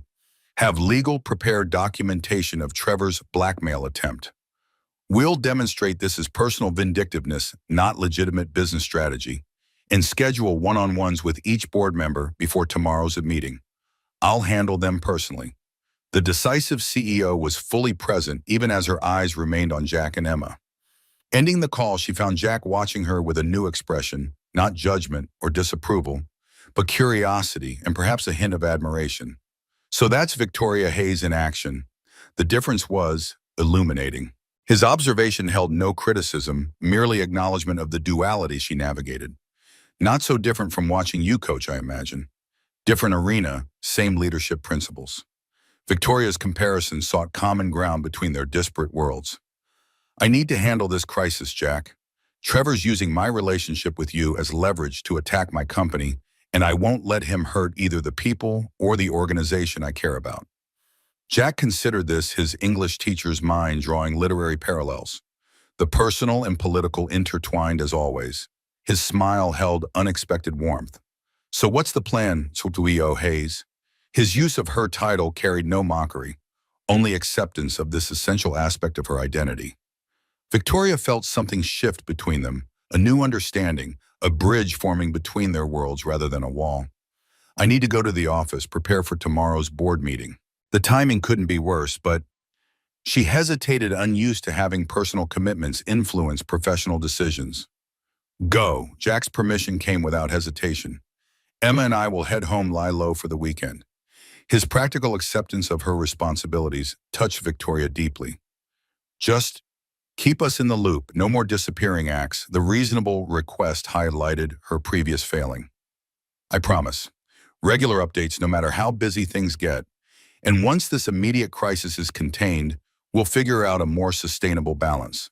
The commitment felt momentous, a declaration of intent to integrate her worlds rather than compartmentalize them. As Victoria prepared to leave, Emma abandoned her drawings and ran to her arms outstretched for a hug. Are you coming to our house later for movies? The hopeful question carried the weight of a child testing relationship reliability after previous disappointment. Victoria knelt to Emma's level honesty, trumping easy promises. Not tonight, sweetheart. I have some important work to finish. But I'll call before bedtime and maybe we can do something special tomorrow afternoon once my meeting is done. The balanced response, neither abandoning responsibilities nor dismissing Emma's desires, felt like growth, a new skill developing in real time. Emma's small face grew serious, processing this information with surprising maturity.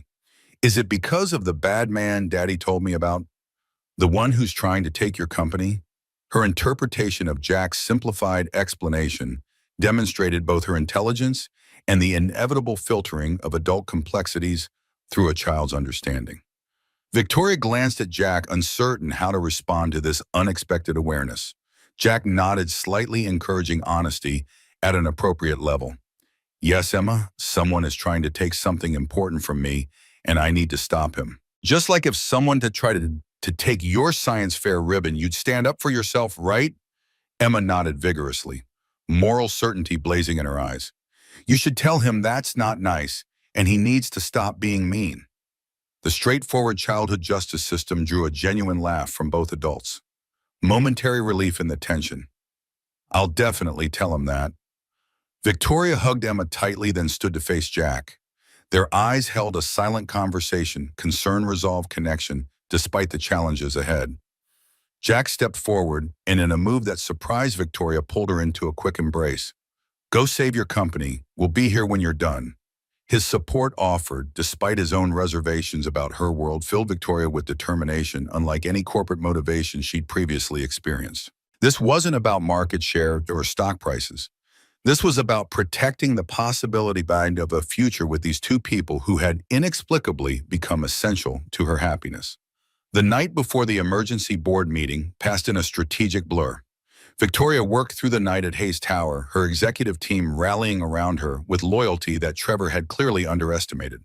By dawn, she had spoken personally with every board member, presenting evidence of Trevor's blackmail attempt and outlining a clear vision for the company's future that made his opportunistic offer appear shallow and vindictive. True to her promise, she texted Jack regular updates, brief but specific messages acknowledging both her progress and her thoughts of him and Emma. Each response from him, supportive despite the late hours, strengthened her resolve to find a sustainable balance between her worlds. The emergency board meeting Sunday morning became the battlefield Victoria had prepared for. Trevor's smug confidence faded as he realized the support he thought he'd secured had evaporated overnight. Victoria stood at the head of the conference table, her expression carved from marble, as she addressed the assembled directors. Matthews Energy's offer isn't about shareholder value or technological synergy. It's about personal vendetta. Trevor Matthews attempted to blackmail me using photos of my private life, threatening to expose my relationship unless I conceded market territory. Her calm recitation of facts stripped Trevor's actions of business legitimacy, reducing them to petty revenge.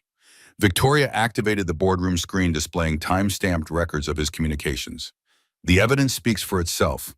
Trevor Matthews didn't approach this board with a legitimate business proposal.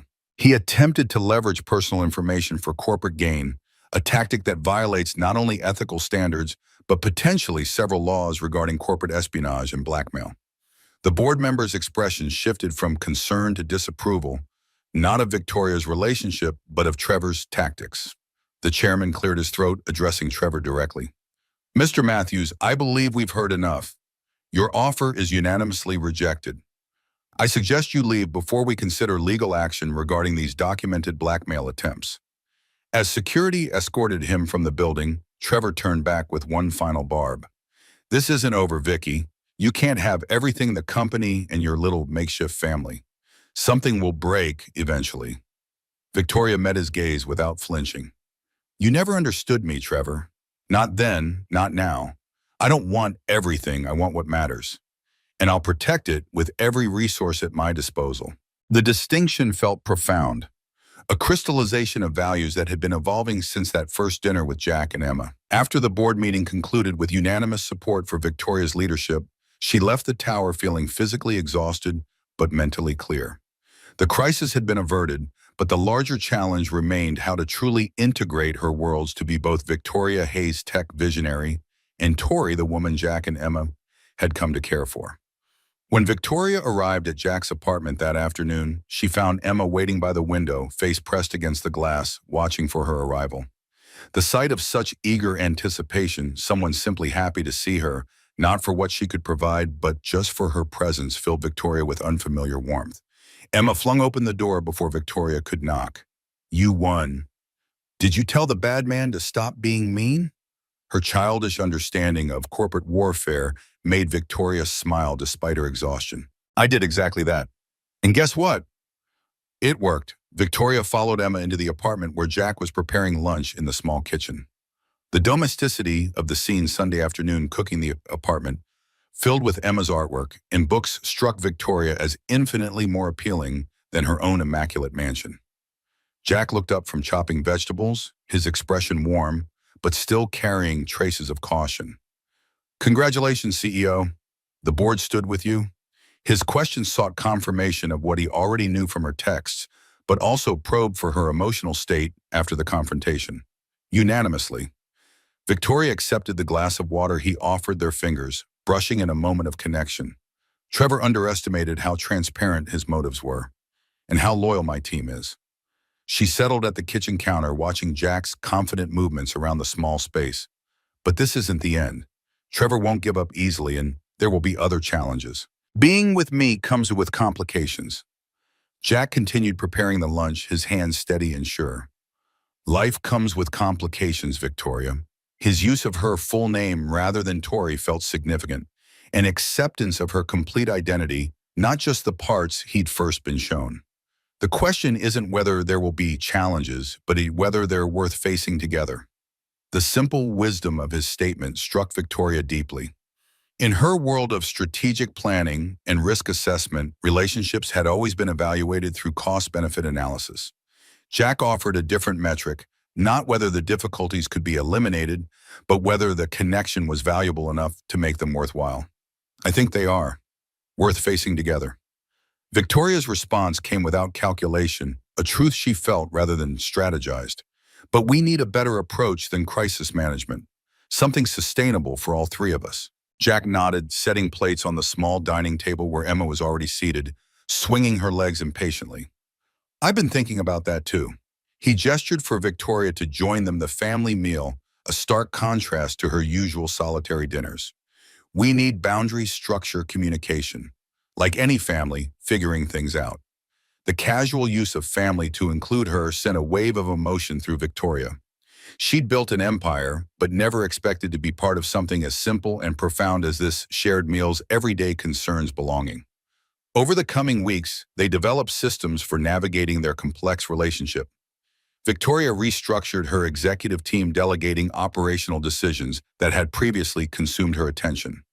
She instituted family hours when her phone was silenced, except for true emergencies, created space for Emma's school events, and maintained regular communication with Jack about schedule changes. Jack too made adjustments, accepting enhanced security measures without resentment, adjusting to occasional public recognition, even attending a Hayes Technologies function where he charmed board members with his unpretentious intelligence. The wealth disparity remained a sensitive issue, but open communication prevented these moments from festering into resentment. 3 months after Trevor's failed takeover attempt, Victoria proposed a more radical change. She invited Jack and Emma to her office on a Saturday morning, the first time they had visited her professional domain. Emma marveled at the floor-to-ceiling windows and executive toys on Victoria's desk, while Jack observed the command center of her empire with quiet assessment. "I've been working on something," Victoria explained, displaying a presentation on her private conference room screen. "It's a restructuring plan for Hayes Technologies leadership." Her nervousness was uncharacteristic, revealing how much their opinion mattered to her. "I'm appointing Megan as Chief Operating Officer while retaining my position as CEO and Chairwoman." Jack studied the organizational chart, immediately grasping the implications. You're creating space, delegating the daily operations while maintaining strategic control. His understanding of her intention without her having to explain it explicitly demonstrated how well he'd come to know her. I've been running this company like a one-woman show for too long. Victoria indicated the efficiencies the new structure would create. This isn't just about us, though. That's part of it. It's about building sustainability, institutional strength. The company shouldn't depend entirely on me, and I shouldn't depend entirely on it for my identity. The business press will say, "You're losing focus," Jack observed, not critically but realistically, "that your priorities have shifted away from the company. Let them." Victoria's dismissal of potential criticism surprised even herself. 6 months ago, such judgments would have devastated her. Now secure in both her corporate vision and personal choices, she found herself immune to such concerns. "I know my value to the company and beyond it. Do you think it's a mistake?" Jack considered the question seriously, respecting her enough not to offer blind support. "I think it's evolution.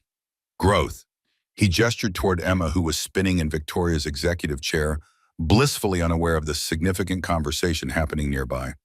"Some things matter more than others. The trick is figuring out which is which." The restructuring announcement generated exactly the business press speculation Jack had predicted. Questions about Victoria's priorities and commitment filled financial news cycles for several days.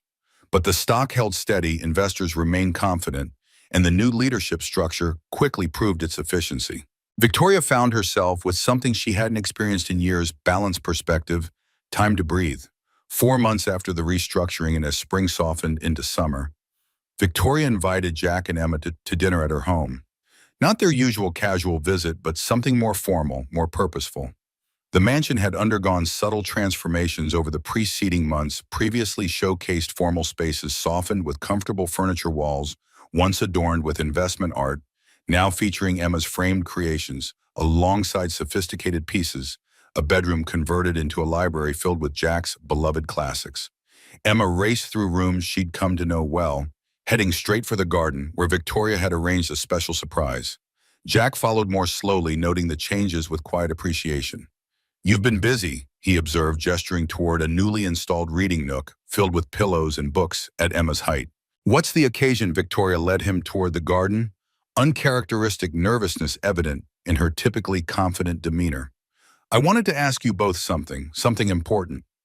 The formality of her tone caused Jack's eyebrow to rise in question, but he followed without pressing for details. The garden glowed with fairy lights strung through trees, creating a magical atmosphere that drew an audible gasp from Emma. A small table had been set for three, complete with Emma's favorite star-shaped pasta and chocolate cake identical to that first night's dessert. The symbolic recreation of their first meeting wasn't lost on Jack, whose expression softened with recognition. "What's all this for?" Emma twirled beneath the lights, delighted by the transformation of the already beautiful garden into an enchanted space seemingly designed for a child's imagination. Victoria knelt to Emma's level, conscious of including her in this significant moment. "I wanted to ask you and your dad a very important question." Her voice carried uncharacteristic uncertainty, vulnerability, rarely displayed in her corporate life. "The past 6 months have been the happiest of my life because of you two. I never knew what I was missing until that night you both sat at my table at Harvest Restaurant." Jack's expression grew serious as he recognized the gravity of the moment, moving closer to place a supportive hand on Emma's shoulder. Victoria continued, addressing them both equally. "I've been thinking about how much time we spend going back and forth between our homes, how complicated our schedules get, how we're building one life across two spaces." Her carefully prepared speech faltered slightly as emotion threatened her composure. "What I'm trying to ask is, would you consider moving in here, making this your home too?"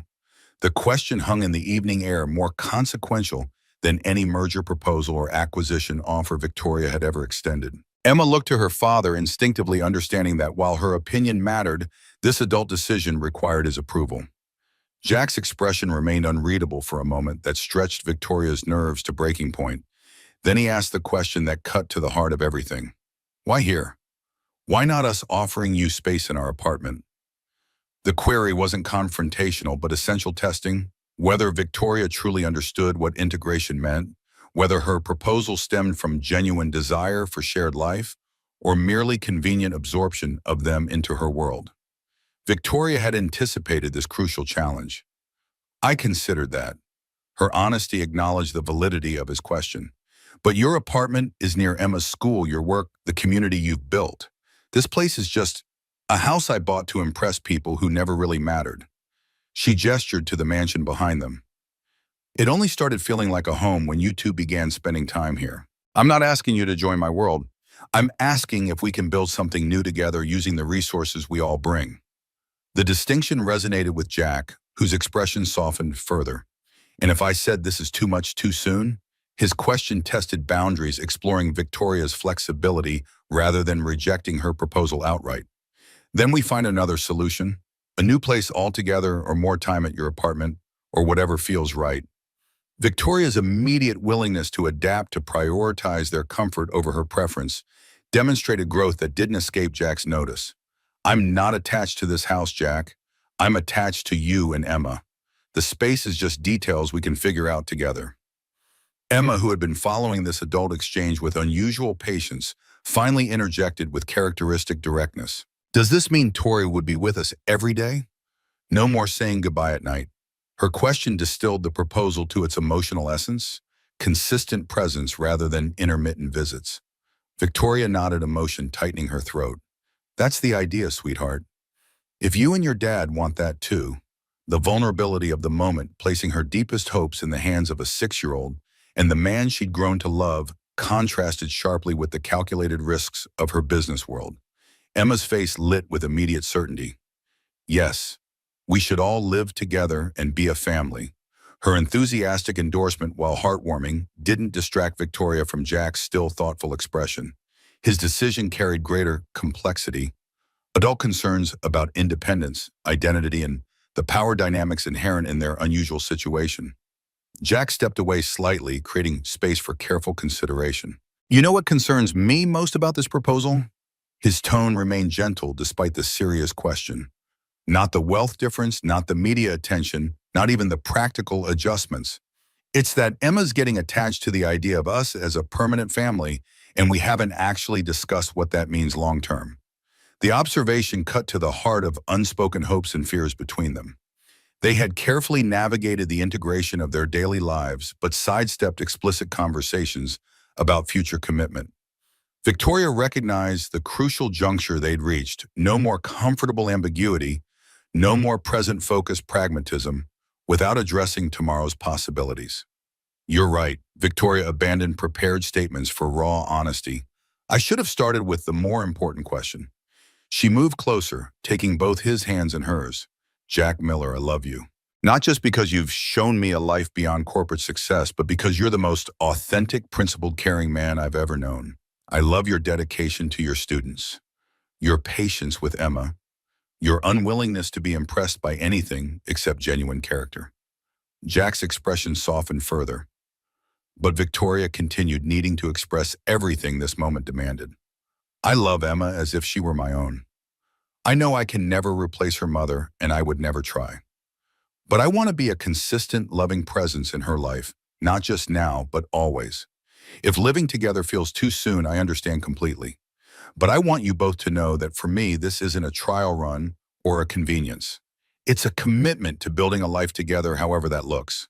The unvarnished emotions stripped of corporate calculation or strategic phrasing hung between them. Jack studied Victoria's face, seeing beyond the powerful CEO to the woman who had gradually revealed herself over months of shared experiences, challenges, and quiet moments of connection. We've done everything backward, haven't we? Jack's observation carried no judgment, merely amused recognition of their unconventional path. Most people date, say I love you, discuss commitment, then consider living together. We started with family dinners and parenting discussions, navigated media scandals and corporate takeovers, and now we're finally getting to the "what does this mean for our future" conversation. His characterization drew a relieved laugh from Victoria, tension breaking like storm clouds parting. Emma watched this adult exchange with the solemn attention of a child absorbing important relationship dynamics or unconsciously learning patterns that would shape her own future, understanding of love and commitment. I have conditions. Jack's expression grew serious again, though his hands remained in Victoria's. Not request non-negotiable conditions. His firmness triggered momentary anxiety in Victoria until she recognized the healthy boundary setting of a man who knew his own worth, who wouldn't be subsumed by her wealth or status. Name them. Victoria's immediate acceptance of his terms without defensiveness or negotiation demonstrated her recognition of their equal standing in this relationship despite external power imbalances. Jack listed his requirements with calm certainty. I keep my job. Teaching isn't just what I do, it's who I am. We maintain connections with my community in Brooklyn. Emma needs that grounding. I contribute financially to our household in proportion to my ability, no free rides. His conditions focused on maintaining his identity and dignity, reasonable boundaries that Victoria had anticipated and respected.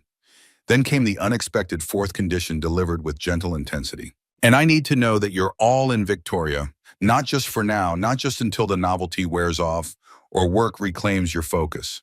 Emma and I come as a package deal for life, no exit strategies or golden parachutes if things get complicated.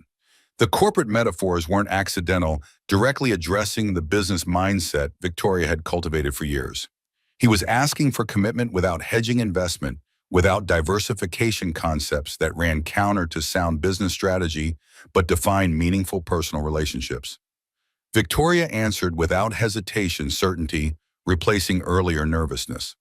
All in. No exit strategies, no divided attention, no prioritizing corporate success over family needs. I've spent my life building something impressive, but ultimately empty without people to share it with.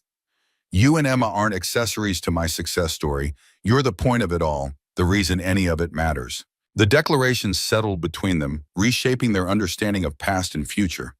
Jack's expression transformed caution, giving way to certainty. Then yes, to moving in together, to building this life you're describing, to all of it.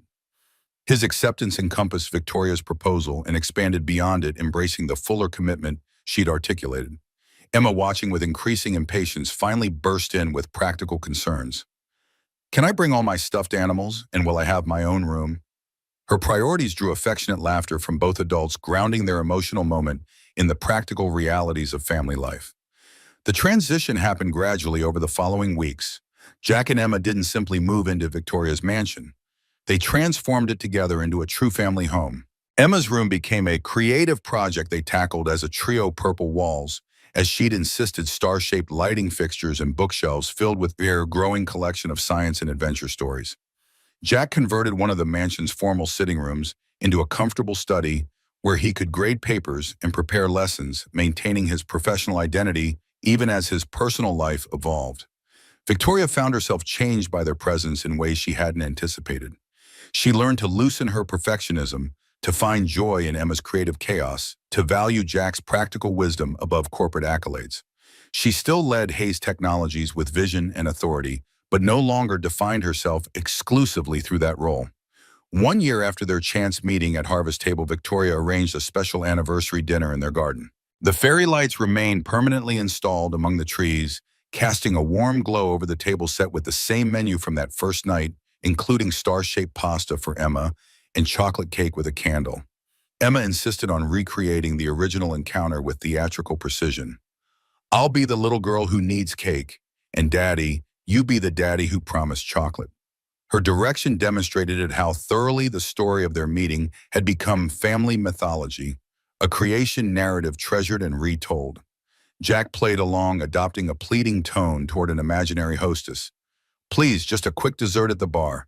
It's her birthday, and I promised her the chocolate cake here. His recreation of that pivotal moment drew appreciative laughter from Victoria, who recognized how profoundly that simple act of kindness had altered all their lives.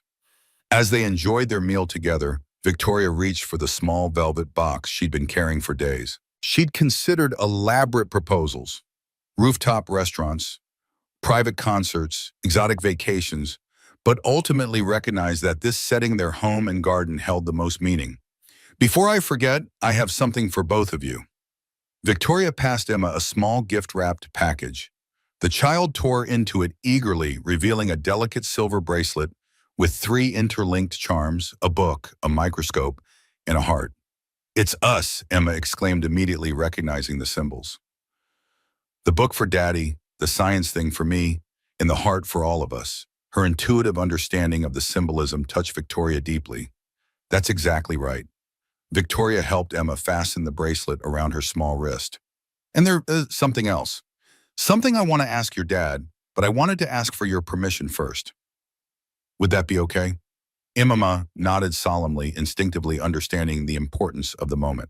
Jack watched with curious confusion as Victoria retrieved the velvet box from her pocket and knelt beside his chair.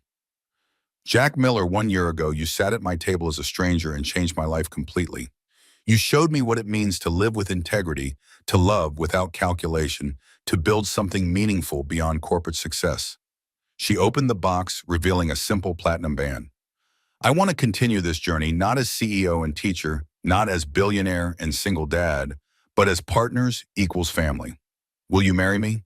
The proposal, unconventional, like everything in their relationship, hung in the garden air. Jack's expression shifted from surprise to something deeper, more profound. Victoria Hayes, tech billionaire, proposing on one knee to a high school teacher, it defied every conventional narrative, yet felt absolutely right. Emma could barely contain herself, bouncing on her toes beside them. Say yes, Daddy, say yes. Her investment in the outcome was total, her face alight with hope. Jack reached out, taking Victoria's hand and pulling her to her feet. I never expected any of this. His voice held wonder rather than doubt. A year ago, I just wanted chocolate cake for my daughter. Now I'm being proposed to by the most remarkable woman I've ever known. His eyes held hers, serious despite his smile. Are you sure, really sure, this isn't just the next logical step in your 5-year plan? Victoria laughed, recognizing his teasing reference to her strategic planning tendencies. No 5-year plan could have predicted you, Jack Miller. You're the variable that changed all my calculations, the factor I never accounted for. And I've never been more certain of anything in my life. She squeezed his hands. So, what's your answer? Jack glanced at Emma, whose anticipation had reached nearly unbearable levels, then back to Victoria. Yes, of course yes. To all of it, marriage, family, our future together. The simplicity of his acceptance matched the directness of her proposal, no qualifications or conditions necessary. Emma erupted in celebration, dancing around the garden as Victoria slipped the ring onto Jack's finger. He pulled her into an embrace, whispering against her hair, "You know this breaks every rule of conventional romance. Aren't I supposed to be the one proposing with a diamond ring?" Victoria smiled against his shoulder. "When have we ever done anything the conventional way? Besides, I thought you appreciated someone who challenges traditional gender roles." Her teasing reference to one of their early literary discussions drew a laugh from him. True enough, Jack examined the platinum band, its subtle engraving catching the fairy lights. "What does it say?" He squinted at the inscription. "Worth fighting for." Victoria watched as recognition dawned in his eyes, the phrase from their conversation in his classroom months ago, when he'd asked if their relationship was worth fighting for to her. "I meant it then, and I mean it even more now." Emma interrupted their moment, tugging at both their hands. "Does this mean Tori will be my mom now?" The question, innocent yet profound, created a momentary pause. Victoria knelt to Emma's level, choosing her words carefully. "It means I'll be your stepmother, which is a very special job. I won't replace your birth mother. She'll always be part of you. But I promise to love you, care for you, and be there for you always. Is that okay with you?" Emma considered this with surprising thoughtfulness. "Can I still call you Tori?" Her practical question cut through potential emotional complexity with childlike directness. "You can call me whatever feels right to you, sweetheart." Victoria brushed Emma's hair from her forehead. "Names aren't as important as what we mean to each other." Emma nodded, decision made. "I'll call you Tori, but you'll be my bonus mom. I heard Zoe call her stepmom that, and I like it better." The term bonus mom brought unexpected tears to Victoria's eyes, the simple acceptance more moving than any corporate achievement. That night, after Emma had gone to bed, Jack and Victoria stood in their garden, his arm around her waist as they looked up at the stars visible despite the city lights. "A year ago, I was Victoria Hayes, CEO, period. Nothing else defined me." She leaned into his embrace. "Now I'm so many things, partner, almost wife, bonus mom. And somehow I'm more myself than I've ever been." Jack pressed a kiss to her temple. That's how you know it's right. When adding new identities doesn't diminish you, but expands you, makes you more fully who you were meant to be. His teacher's wisdom, so different from corporate strategy, yet profoundly true, was one of countless reasons she'd fallen in love with him. They had many challenges ahead, integrating their lives, completely navigating their different worlds, building something lasting from an unexpected beginning. But standing there in their garden, Victoria felt a certainty beyond anything in her business experience. The night she was stood up at Harvest Table had seemed like disappointment, embarrassment, wasted time. Instead, it had become the beginning of everything that mattered, proof that sometimes the most significant turning points arrive, disguised as setbacks, and the most valuable connections form when carefully laid plans fall apart. The chocolate cake.